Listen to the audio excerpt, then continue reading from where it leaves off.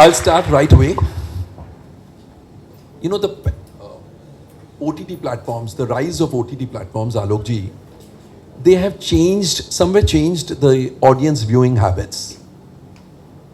Do you think that theatrical releases still command the cultural relevance, or will continue to command the cultural relevance in the coming years, or it will change forever? It has already changed forever. Yeah. You're absolutely right that things have changed. I can't say that nothing has changed. Things have changed. Today, OTT has literally revolutionized the way a consumer watches cinema or consumes content on his personal screen. It's reshaped the viewing habits of people. Having said this, I still say that nothing can take away the pleasure of watching a movie on a giant screen. The connoisseurs of a movie, the people who love it, who want to see it on a big screen, with uncompressed sound, clear projection, no disturbance whatsoever, great acoustics, and that I think can't be taken away from the true connoisseurs of the movie. Having said this, for us Indians, watching a movie on a giant screen is like, it's in our DNA. We have loved our movies, we love them, and we will continue loving them. And for us, it's important that we sit together, and there's a different charm of laughing together, crying together, having that energy when you're watching a movie. Everyone is there together, clapping, doing everything possible, and getting carried away by emotions of what they see on the large screen. So I would say things have changed, but have it changed for perpetuity? The answer is no. Things will still come back. I know that we all are talking about what's happening to the movie these days, but it's just a blip. It's just a blip. A true connoisseur will come out. Today, the example which I can also give you is that we all order food from outside. Does it mean that we have stopped going to the restaurants? The answer is no. Similarly, watching a movie on the giant screen, I would say it's a spectacle. It's something where we all want to go and see, enjoy, and for us in India, it's like a celebrity thing. Shadi hui hai, picture dekho. Birthday hai, let's go to the movies. Something good has happened, let's all watch it together. So it's more communal viewing than one or two people going alone and watching a movie. So I think OTT has slightly disrupted, and it's good that we can see new great content on OTT, but at the same time, cinemas are here to stay. You know, you said it's just a spectacle and times will change. But the investment of the cinema chains in starting new properties is so colossal. Will you feel inclined to invest? Because one doesn't know when it will change. After 1 year or 1 month or 10 years, a decade, or never. Because there are people who say it will never change. Now, slowly and surely, people are moving towards either content on the phone. We were talking about it just before this discussion. Or maybe it will change after a decade, by which time you will have invested so much money, you as in exhibitors. Yeah. Then how does it actually prod you on to start investing and continue investing money? Well, as I just said, that cinemas are not going anywhere. It's only that the things are changing. People are also looking at content on their small personal screens. But if you say that even 10 years, 15 years, 20 years down the line, there'll be no cinema halls or people will look at other mediums, they will not come to cinema halls, I think that's not right. Cinemas will always be here. And what are we doing? You said that investment, yes, it's a very capital intensive and a human resource intensive business. We have lots of people working with us. Where we are sitting today, I think it's one of the best cinema halls in the country. Why are we doing all this? We are doing all this so that people come to us. We have different formats. Why are we investing in it? So that today's consumer can see a movie in more than one format. Whether it's a 4DX, MX4D, Insignia, IMAX. Today, when a director makes a movie, he wants that movie to be seen in a special way. There's a cinematic experience which he wants to give to his customers. Today, let's say if it's a Sanjay Leela Bhansali opus, magnum opus, Avatar, or Brahmastra, that you would like to see on an IMAX screen, larger than life, big. If let's say it's a movie, what example can I give you? Where your adrenal rushes, like Jawan or a fighter, Or a Chava. Or a Chava. You would like to see on an MX40 or a 40X. If it's a movie like a 12th Fail or All We Can Imagine As Light, you would like to see it in a very relaxed environment, on a comfortable chair, maybe on a recliner. So hence what we exhibitors are doing are that we are giving more formats, we are giving more comfort, so that people can see the same content in one or two different formats and enjoy the movie. Bohemian Rhapsody, when you see it on a screen X, you're surrounded. It's a 270-degree viewing. So I think technology will also improve. Things will change. If you see till about a few years back, the side walls were absolutely silent. They never spoke. But today with Screen X, they're also speaking. So things are changing. And I would say that with the content creators and the exhibitors, something or the other will keep on happening where people come back to the movies. It's like in the olden days when it was you always said, let's go to the movies, and that will continue happening. Wow, lovely. Sid, two questions leading from his replies. You'll have to pardon our dear Siddharth Roy Kapur. His throat is not in the perfect shape. Otherwise, I would have asked him to sing also. He sings pretty well. But one Komal would say producers have lost their voice. Producers have got a bass voice now. As he said, there are premium cinema formats like 4DX and IMAX, etc. These premium cinema formats, are they increasing the divide between cinegoers? And secondly, with the shrinking window between theatrical and OTT release, do you think the producers, Bollywood producers, need to rethink their strategy of theatrically releasing films so as to increase the sustainability of films in the cinemas? So Komal, I'll answer your second question first. I think there's definitely an opportunity for us to increase the windows. 8 weeks, number one, I think if we're able to work together with the platforms to not have their logos on our marketing materials, not have their logos when the film releases. Superb. You know, things like that, Yes, number yes. one. Because there's no relevance of it in the theatrical release. It's not really required. And it is harming more than helping. And it's harming more than helping, and actually it harms them also, because you want the film to be more successful theatrically, because then it's run on streaming also. So how come they haven't understood this? I think once, it's sort of herd mentality, right? One producer gives it to you and then you want everyone to give it to you. I think it just becomes that. And I don't think there's too much thought that's gone behind it. That 8-week window, if it can be increased to 12 weeks. Start with 12 weeks and see where it goes. But it needs to happen at an industry-wide level, because otherwise, you know the way our industry works. The competitive environment will suddenly dictate that, no, I'll give it to you in 8 weeks, you give me more money because everyone else is giving it to you. So there's got to be some sort of concerted effort. But you know, to the point that we were just discussing about, sure, I think the theatrical cinematic films will always have takers. Chava will always have takers, Jawan, Pathan, etc.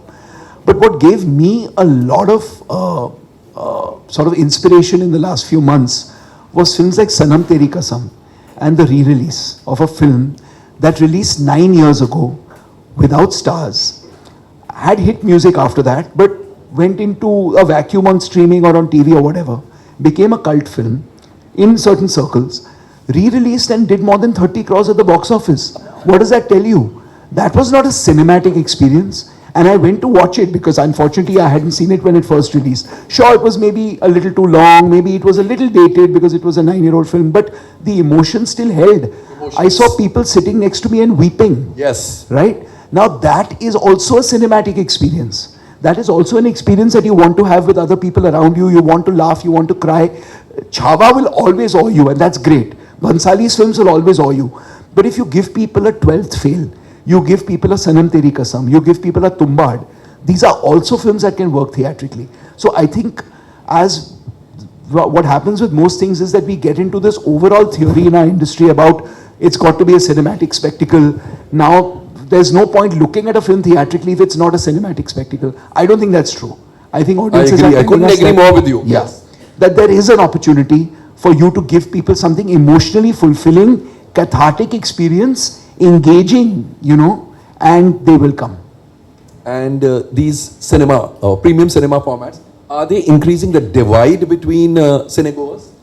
They probably are. Is that good, or Well, unfortunately, we don't have that low-cost modular cinema format across the country where you can give people a clean,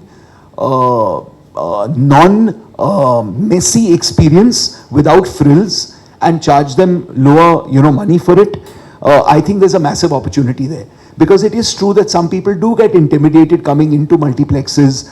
They feel like it's not an environment they're very comfortable in, and we've taken that whole audience and we haven't allowed them to experience, because the single screen cinemas now, maybe they've gone beyond that, because the convenience of watching a film at your home as compared to dirty toilets, stale samosas, sticky floors, bad projection, bad sound, they're like, I'll just watch it at home on my screen. But if you're able to give them a good experience without the frills and charge them less for it, I think you can have different tiers. So hopefully, if the exhibition sector can look at something like that, I know it's easier said than done. It's easy for me to sit here and give gyan about what we need. The capital investment has to go from their side. But I think there's a large chunk of people who have gone away from cinema maybe because they feel a little intimidated by the experience. Can I just continue with that? Sure. You talked about that divide of the formats. I would say it's not a divide. It's a chance to enhance more viewership. I don't look at it as a divide. What I feel is that we'll be selling more tickets. It's where people will come, and I just said earlier that watching the same movie in two different formats. It's like giving more choice to the customer, that he can come and watch a movie in any format which he wishes to see. And also when we talk about the pricing, and so let me tell everyone over here is that, see, all our cinemas are not like this way we are sitting. We were discussing before this started is that PVR Inox is a public listed company until Q3, from 1st April last year till 31st December, where the results are announced. Our average ticket price is only 258 rupees. So what does this mean? This means that somewhere we are charging more, but in my other theaters across the country, the pricing is only 60 rupees, 70 rupees, 80 rupees, 120 rupees. Which is why the average is 258. Which is why the average is 258. So we want people to come in. What we do is that instead of having a marble, in those properties, I'll have a nice vitrified tile. Instead of having a cladding of some fancy material, I'll have a nice, maybe a board, which can be just wiped out and cleaned and easy to maintain. So what we are doing across the country, whether it's tier 1, tier 2, tier 3 or tier 4, we are catering to all pocket sizes. And hence in those properties, even the capex is low. But we don't want to alienate anybody. For them, if they want to see a movie, yes, the cinema halls are there. We are there and we'll offer a picture at the price point which they can afford. And taking this a bit forward, we also have different pricing. So whether you call it flexi pricing, dynamic pricing, anything. A Monday morning will be different than a Saturday evening. A big movie ticket would be different than a movie which we all know may not garner great footfalls at the box office. Sorry to interrupt you. Yeah. Exactly. There are some films which are non-star cast or medium star cast films. Are they actually priced well enough for the audience to come in? You may reduce the price from say 200 to 180. Probably what they should be priced at is 80 or 90 rupees. I'm just thinking aloud. Yep. Are we doing that? I wouldn't blame only the exhibitors. Probably even the producers are not thinking on those lines. You can also join in. No, absolutely. For example, today everything is at 112 rupees across the country in all our theaters. Yes. So that's something which we keep on doing. And you're right, a movie where we know they will not garner great footfalls, the price is low. We have so many tickets which are sold under 100 rupees. And this we can come to know by the GST we pay at a 12% or a 18%. So we all know that. And that's something which we want to do. We don't want to price ourselves higher that people don't come. It has to be a sweet spot between pricing and footfalls so that we all can benefit by greater GBOC. So that sweet spot has to be found, and that's something which we keep on doing. We keep on experimenting to ensure that people come. I think obviously what theatres grapple with is the installed capacity and the overhead that they are having to incur regardless of what the pricing is for a movie ticket, the fixed cost, right? And I think what I've heard from exhibitors is that when they do these experiments on pricing, there's an elasticity that lasts till a certain point, but if someone has decided not to come to watch a film, It's whatever price you might give it. they Which might not happens, like which that. happens when producers resort to block bookings but are unable to persuade the people to come in even for free. So that's the thing. The thing is that there's a limit to which that elasticity will go. Because if, as producers or as content creators, marketers, distributors, we've not been able to create an excitement for people to come to watch, you might even give it to them for free and they won't come. And correspondingly, for something that someone wants to watch, because they're going fewer times to the cinema hall now, they will save up and go for Chhawa regardless. You charge them 1,000 rupees for the ticket, Yes. also they will land up with their family because that film they've decided to see. So I guess that's the onus we need to take also as a content creation community, that we need to be able to provide stuff that people will be willing to spend that extra, because you're never going to be able to compete with the cost of a streaming service. What is it? What is your annual Netflix subscription cost? What is your, I mean, a couple of movie tickets worth, right? And you can see Finally. unlimited content. Exactly, and you've got a trove of, you're never going to be able to compete with Never, that. never. So that film has got to be worth that experience of going to the cinema hall. You know, exhibitors, the exhibition sector is a capital intensive industry. You need to put in crores of rupees for one single cinema. You invest so much of money in providing the infrastructure for films. Do you sometimes find yourself helpless when you have no control over the content? So you are dependent on good content over which you have no control, and yet you are investing so much money to provide platforms for content which is not living to the expectations of the audience. How frustrating is that? Well, you're totally right. I don't control the I'm going to content give you at all. swords. I don't control the content at all. What Siddharth makes, I don't control. I don't control the story. I don't control Exactly. the So script. is it I frustrating? don't control the talent. I don't control the songs. I don't control anything. But still, I have to make money out of the product which he's made. So and show profits. So that's another thing. I've lost my voice completely now. So that's right. You're absolutely right. But then what happens is that we all have to work together for that. We have to market it together. It's not the work of the producer or the exhibitor. It is we have to do it together. Joint effort. Joint effort. How do we do micro marketing for that? How do we ensure that people come to us? How do we find out that what the sweet spot of pricing should be, which is the exhibitor's prerogative, but how do we do it? So those are some things which we have to work on.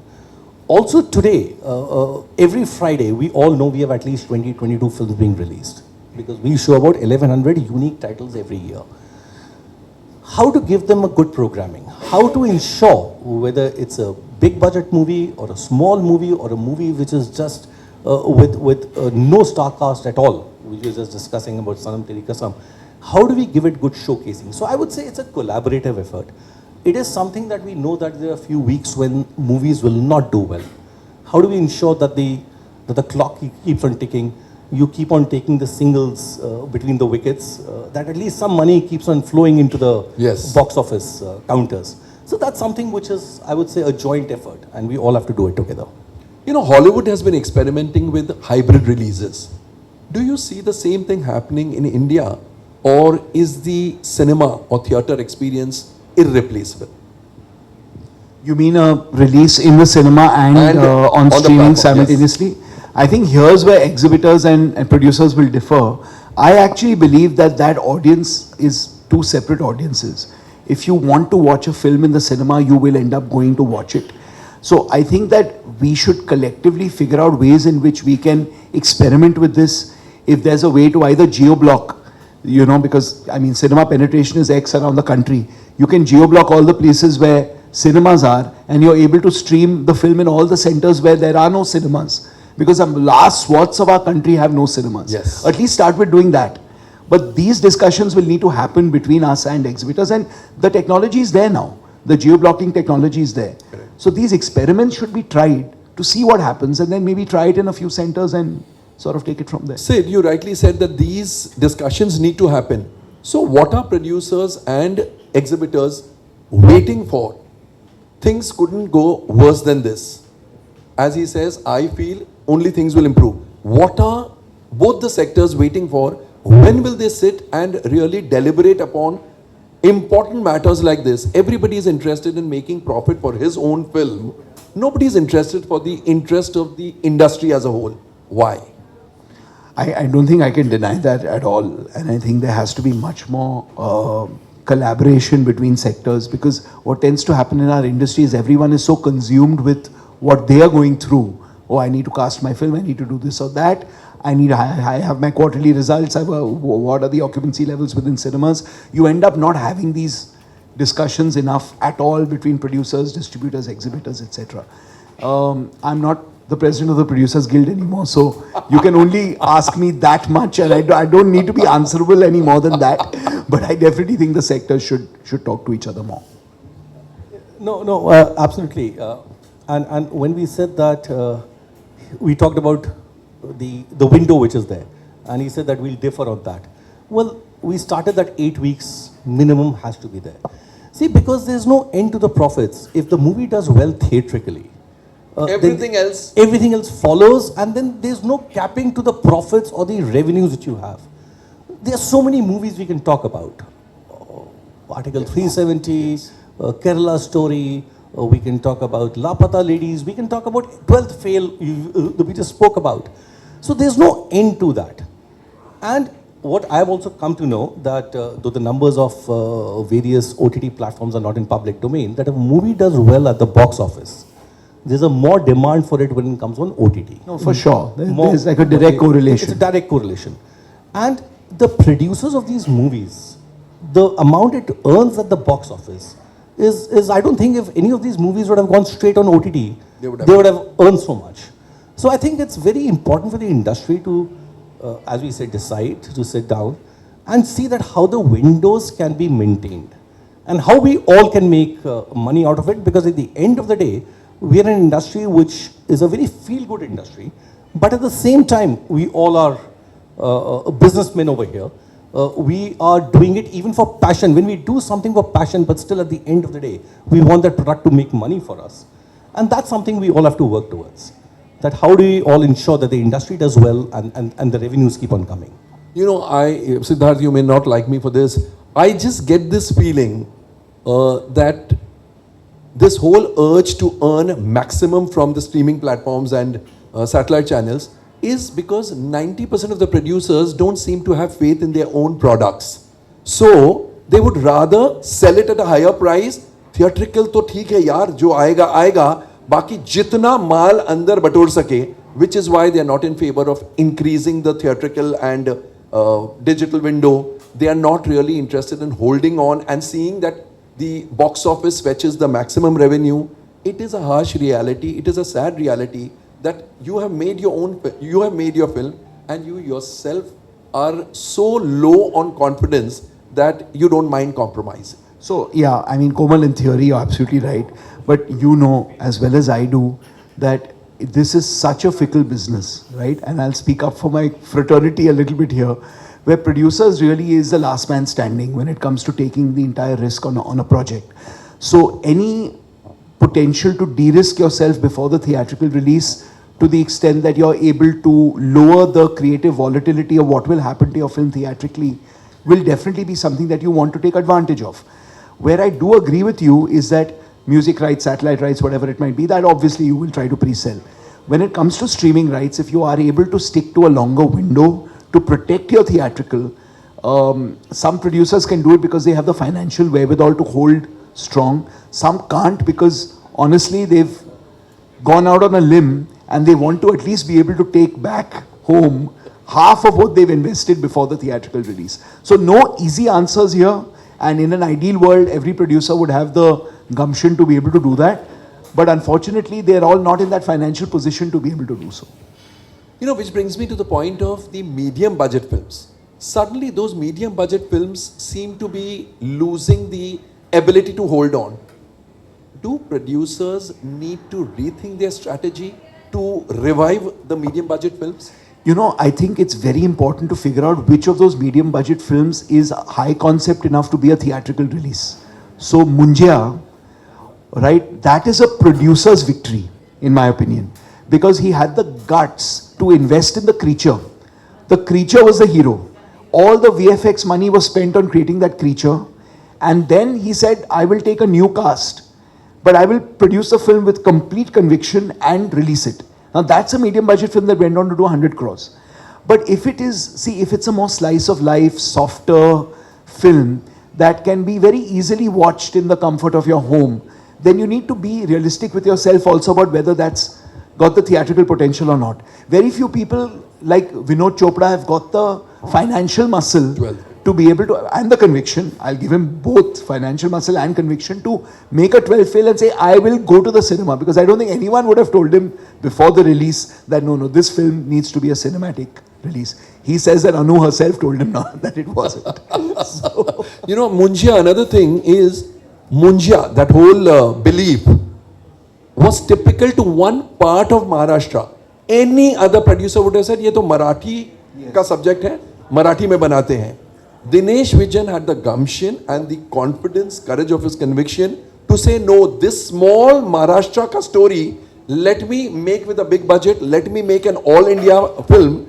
And he made a film which went on to do more than 100 crore. Hats off to the entire team of Munjia. I mean, that is what is known as conviction, and that is what is known as actually believing in what you're making. for sure. And I think if you're able to find subjects like that, that you feel have got some sort of hook, some sort of relevance, that are high concept enough for you to be able to say, no, this is something people will come to the cinema to watch. That's what you should put your money behind. How do you view the contribution of corporate studios versus independent producers in shaping the industry's future?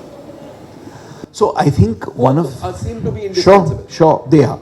And I think one of the big benefits of corporatization of studios coming in is there was a certain amount of murkiness with regard to the financial dealings within the industry, the kind of sources of funds that were happening, etc., etc. That got cleaned out, I'd say up to like sort of 95%, right?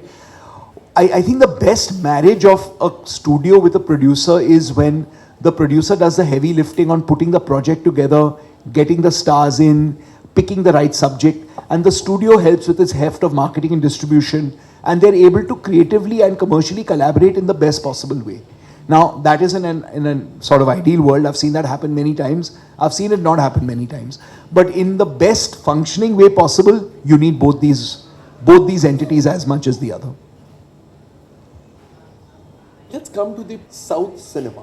Firstly, do you all both agree that South cinema has literally swept even the North India audience and the rest of India audience? And if yes, what lessons can Bollywood learn from their creativity and from their marketing strategies? And a sub-segment of the same question is Bollywood concentrating too much on the multiplex audience and therefore alienating the masses, which the South is taking care of? Can I take this question? See, the first thing is, I think we should redefine the word multiplex audience. In today's landscape, it's irrelevant. Because multiplexes are today everywhere, tier 1, tier 2, tier 3, tier 4. So we are unnecessarily creating a divide between multiplex audience and single screen audience. What does the audience need today, wherever he may watch a movie? Today's audience is very discerning and they know what they want. So I don't think that the term which we have started using these days as a multiplex audience is the right term to use. That's one. Number two, you talked about South. I personally feel is that the movies which are made today are not made for that particular region. It's a pan-India film which is being made, which resonates with everybody across the country. The linguistic barriers, the regional divides have been broken because of technology, because the movies are dubbed in various languages. Correct. So hence you get a wider audience. The stories resonate with every film watcher. That's how I look at it. They are vibrant. They go back to the roots. For example, any movie which you can talk about, whether it's KGF 2, whether it's Kantara, whether it's RRR, Bahubali. See, again, they have not left the roots. They talk about their folklore. They talk about the customs. And they talk about the entire setting is in such a way that you feel that I'm a part of that movie. And that I'm telling you not as an exhibitor, but as a watcher, as a consumer of those movies. I can relate to them. Having said this, when you talk about Hindi film industry, I don't think that we should differentiate that also. Chhava is, again, we have talked about Chhava 3-4 times today. Look at the way Chhava did well. Look at the way we have got other movies. Gadar 2 doing well. Animal. Gadar 2, Animal, Gadar 2, Jawan, Pathan, we can just rattle out the names. Yes, it happens that there are some times when a movie in a certain language does not do well. Does it mean that it will never do well? The answer is no. Everybody is reinventing themselves now. They all are going back to the drawing board to see that how we can ensure that our guests like the movies which we make. So that's the way I look at it as a consumer. And I would really like to now again tell everybody that audience is the same, whether it's a multiplex audience or a single screen audience. सबको एक अच्छी picture चाहिए, अच्छा entertainment चाहिए, so that they can go back home happy and they can say, I saw a great movie today. Siddharth, how can producers and filmmakers balance between commercial cinema, so commercial viability, and content-driven cinema for a better landscape?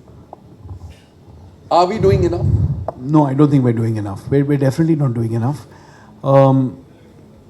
See, I think the moment you start thinking that commercial driven might not be content or content might not be commercial driven, then that becomes the biggest conundrum, because it becomes an either or scenario, which it should not really be, I feel. Like when we were making Dangal, for example, right? Rooted film, Haryanvi wrestler, 2 daughters, pot-bellied, you know, and we had, I remember when, you know, Nitesh and us were talking about we spoke about taking it to Irfan first, because that was the first thing that came to our mind. Let's go to Irfan, he would have done a great job, right? Then of course I got a call from Amir saying, I've got some time now to be able to, so have you got a, then we went to him and narrated it to him and he loved it, and then the journey began. But maybe we were thinking in a different context first. Correct. Right? We were thinking we've made Pan Singh Tomar, Dangal will be another great performance from it. And then when we opened our mind to, okay, it could be a big commercial film as well, we obviously might have to add certain elements, but actually finally Nitesh didn't really have to add that many new elements in. So that I think is a great example of a film that most people feel was creatively very strong, but also commercially viable. Now, do those scripts come often? No, they don't. So often you start, you know, those happen. I must add here, I'd seen the film about 4 or 5 months before the release. Amir had invited us to his residence where Zoya Akhtar, Karan Johar, all of us were there. So this is much before the release. We see the film and we love it, and then Zoya says, Karan, I'm just wondering, yaar, how is it that we never get such scripts? So Karan says, darling, we get such scripts. Only thing we don't know that they will become such huge hits. It's not that these scripts don't come to us. We have to have those sensibilities which Amir has or which UTB has to understand that this has potential. So don't say we don't get them, we don't understand them. That's very self-deprecating of him as usual. And but I think the fact is that we need to open our mind to the fact that content and commercial can go beautifully well together. Very true. You know, but often we try to think of them as separate. And when we second guess our own instincts or try to make something believing the audience will love it, but I don't really like it, but I think the audience will. I don't think you can do that. You know, you can't second guess. Because you are an audience. You are an audience. I remember actually another Amir story during Tare Zameen Par, because we were distributing the film. He showed us the film, you know, a few months before the release. And I remember we were all weeping at the end of it, of course, etc., etc. And again, he asked our distribution team, so what do you think? He said, we loved it, but we don't know if the audience... He said, Gary, you talk about yourself, yeah. You liked it, right? Why are you second guessing whether an audience will like it or not? Exactly. Because most people, he came in the second half only. Then your business hat comes on. Then you start you start analyzing. Template basis. ये तो template नहीं है. ये तो template नहीं है. Rang There's no romance. Rang de There's a Basanti. child. Amir was not. I mean, or Dangal. Amir was locked in a room in the climax. Who would have had the courage to do that? Yeah. But you all got away with murder in that sense of the term. Yeah. So I think it's just about, we've got to have more conviction, I think. You know, after the pandemic, things have changed. Definitely they have changed. What innovations and what changes have really brought the audiences back to the cinemas? And what more needs to be done? Oh, wow, that's pandemic really killed all of us. We were the first to shut down and the last to open. And then we had to reinvent ourselves, all of us. So a lot of learnings from there, and I think that what we are doing today is also the effect of the learnings we had during the pandemic. Re-releases is number one. Private viewing is number 2. And I can rattle off various other things. Ticketless, humanless ticket giving. That's another thing which we did. That it's all now on an app and you can have it on your phone. So all those things have changed, which is make it easier for a guest. So the friction is reduced a lot. Again, how do we ensure that we are in touch with the guests? For example, as we said, a movie is a movie. How does he come to us? How does he watch it? How do we get more footfalls? So today the app which we have, the Movie Jockey app, is something that it's a conversational bot, and you can do anything possible on that app. You can book a ticket, you can find about movies, you can see that which theaters are close to you, all those things which are there. We have recently started a program called Screen It, where there's a library of about 500 movies. Yes. If anybody wants to hire a hall and see with family and friends, they can go to our app and book that screen, and that's only for you. How popular has it become? Quite a bit. We've just started it. It's in some of our cinemas, and it's doing well. It's doing well. So it's called Screen It. That's something which you're doing. Again, to get more people in, and again, so that the industry prospers, we have got what's called a promote and earn. For example, I book a ticket on my app. I can send a link to Siddharth and to you. And when you book a ticket using that particular link, we as a company will give you some cash back. So it's like to promote a viewing where everybody goes together and has a good time.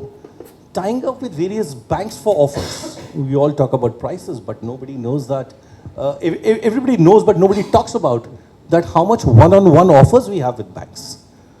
So something or the other we kept on doing after the pandemic to ensure that people come back. Hygiene. How do we improve our hygiene levels? How do we ensure that everything which is there to be taken care of in cinema hall is taken care of? So I would say that that pause which we had during the COVID times or the pandemic times really helped us to take a step back to reevaluate all our SOPs and ensure that when we open our gates, people start coming back to us.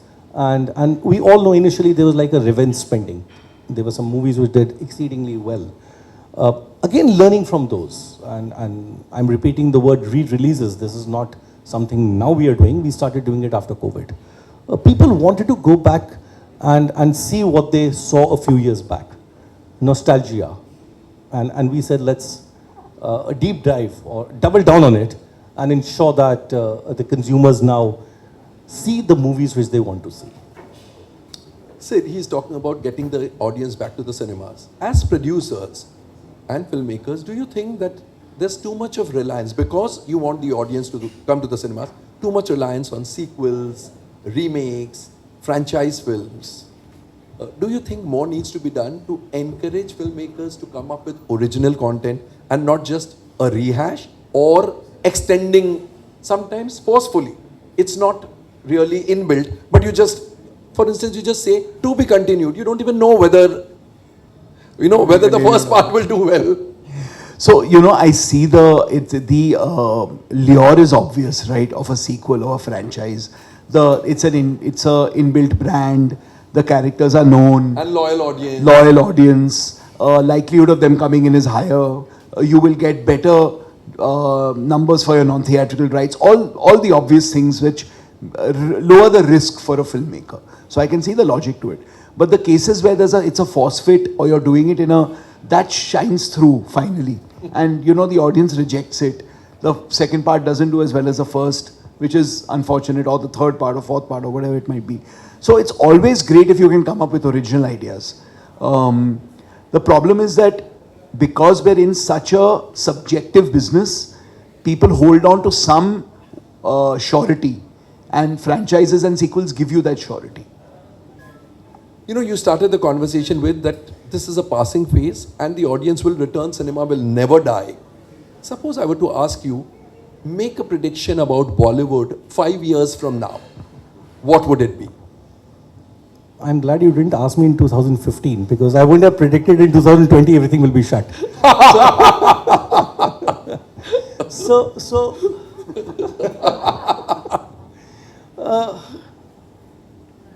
Bollywood or the Hindi film industry or the Indian film industry is here to stay. we'll only get better. Things will only improve. Storytelling will get better. Technology will be used. There'll be some great CGIs which will be used by the technicians and producers who will take cinema viewing to a different level.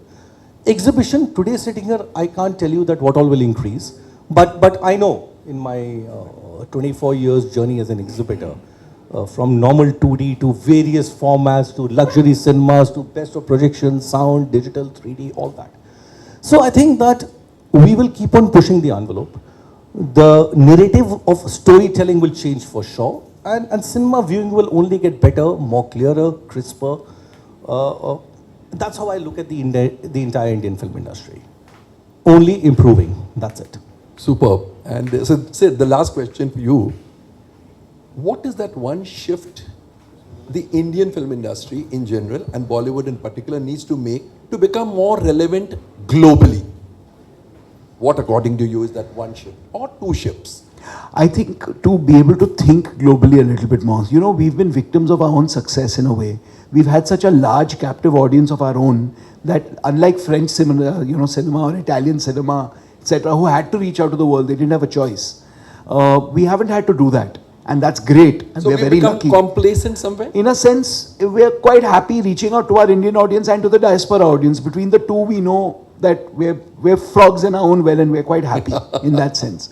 But I think to have the ambition to have our own Squid Game or to have our own Parasite or to have our own Crouching Tiger, Hidden Dragon that breaks through not just in the art house circuit but in the commercial circuit, right? For that you need to have the vision to be able to, number one, pick the right subject to do it, which I suspect might actually be the most rooted subject in India. Rather Which than could trying appeal to the global audience. Which will appeal to a global audience. And again, I'll go back to Dangal in China. That I think is the best example of it. Like Namit Malhotra is making Ramayana. Or like he's making Ramayana, and if he feels that it has the potential because it's such a classic good versus evil story that you don't need the cultural knowledge of the of the epic. It can reach out anywhere. Or like the way Dangal reached out in China. We can't take credit for having planned it. We released it, right? We released it. That was great. But for it to go into $200 million in China, which is a story like we said about a Haryanvi wrestler and his daughters, how could you have imagined that? Yes. But I think it'll be the most rooted stories that do it finally. But to have that ambition to then give it that stage and to give it the distribution. Thank you, Sid, and thank you, Alok ji. It was a very enlightening conversation. I'm sure you all have gained from it. I'll just let you ask questions to the two esteemed guests over here in case we've not covered something. Yeah, sure. We can start from here. Hi sir, I'm so sorry for your voice. I hope you guys I hope so too. So my question is specifically about this. So basically we are talking about digitization and technology right now. It basically you're talking about the output side. My question to you is, why are not producers using technology for their production? Like invoicing, budgeting, task tracking, auditing. Those are still done manually by now, either on paper or on Excel sheet. Why the producers are not using technology that can automate it, or they can be Gen AI used for auditing? So actually we have started using these technologies much more. AI is something that we're all discovering as we go along. And I think there's some amount of resistance to using AI for things that might be very sensitive, like auditing, for example. Yeah. But the use of AI, I think it's a given. It's going to happen in the next few years. Yes, so definitely. not just in accounting practices, in pre-production. A 6-month pre-production cycle can come down to 2 months because AI might be able to give you short breakdowns, it'll give you scheduling, it'll give you budgeting, it'll give you locations, it'll give you casting options. All what a team of ADs would spend months doing, AI might be able to do in minutes, right? In production also, the use of audiovisual AI now for at least short sequences, and therefore it replacing VFX will happen. Same thing in post-production. So I think the next few years are going to see a massive amount of change. Definitely. Thank you. Yeah. So I wanted to ask about, you mentioned the art house circuit. So I want to ask specifically about films like All We Imagine Is, like where is that? Because I know we're talking about, producers and distributors needing to make a profit, and like that film hardly ran in theaters, right? And yet internationally, it made such a great name. But and of course, it wasn't our entry for the Oscars, though it would have been a shoe-in. So I just want to know: is there a need to build a cinema culture where more people go in to see films like that? I mean, I don't know how it works from the business point of view. You know, it's a good question, but what I will say is that I think, see, the film was released, and people were interested came and watched it in the cinema. Now that is the extent of the audience for a film like that, whether it's here or it's in the West. There you've got the Lincoln Center in New York, and you'll have the art house film screening there. You'll have one thing in Tribeca, and you'll have. So it's not different around the world. I think the victory of that film was it getting selected at Cannes and then winning. It could have been in the running for the Oscar, but winning all these. So I think if we celebrate the success it had without hoping that it gets commercial success as well, because it was never made for that. And we had some. We can't measure all the films with the same lens. No, and we had some great footfalls. People came, they watched the movie and they loved it. But again, you can't compare it to even a 12th fail, because I'm saying 12th fail because that's another small film because that's much more mainstream, He's talking about industry shifts and challenges, but the biggest element in the room about the actor's cost. I mean, we didn't touch upon that. We have been talking about that for 12 years now, I guess. So I'll tell you what, my logic is very simple. No one forces anyone to pay money to anyone else. It's a demand and supply equation. If we go out there and make more munjias, we're not going to be as dependent on actors as we are. The fact is that we need the actors, and there is a limited set of actors that get footfalls. It'll change as times go by. It's up to us to make movies that don't need them. And then we can pick and choose the ones that do.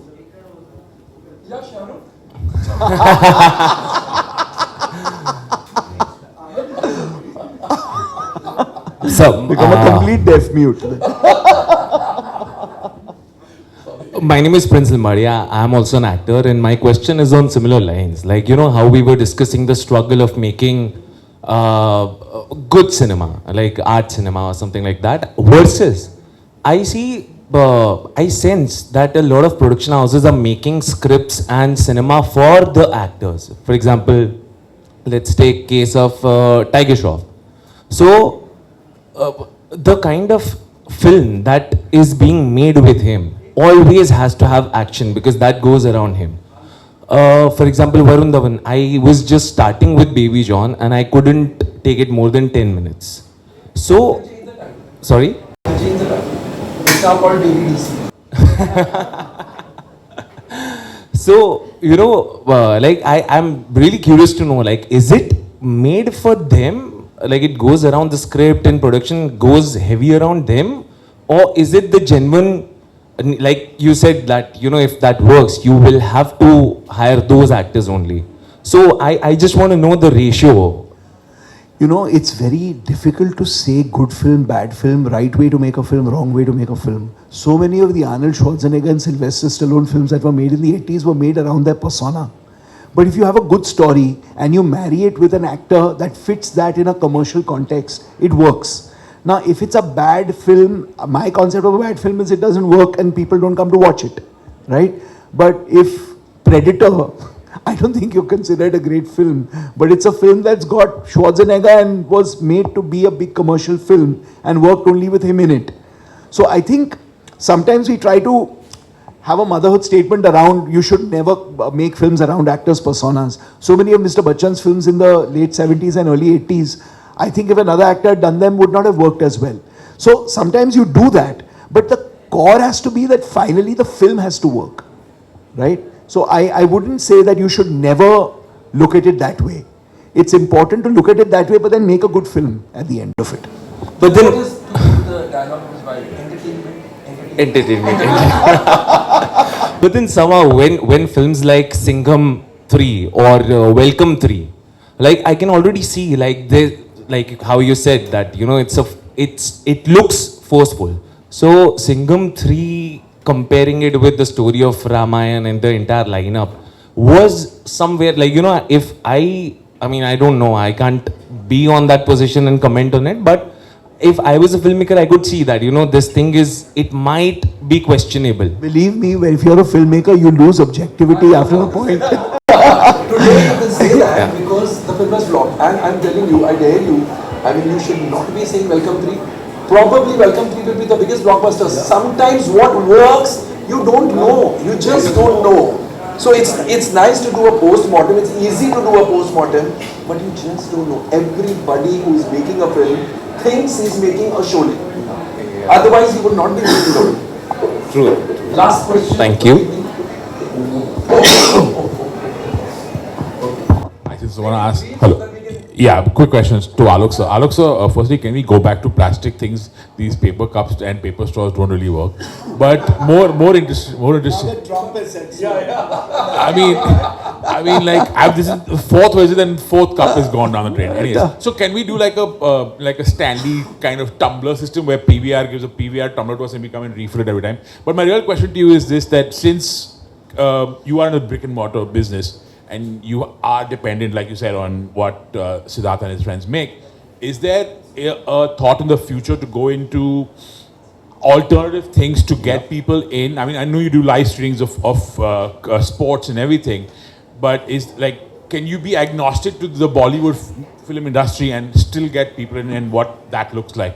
So that's something which we are doing. We are looking at alternate content also. Whether it's a live streaming of a music show, whether it's a rerun of something else, whether it's the cricket match, we showed the World Cup matches. So see, what do we want? On a Monday morning, if the film is not doing well or people are not coming, we need people sitting on our seats. And we are trying a lot of stuff to ensure that people come. We talked about, there are a lot of conferences which take place.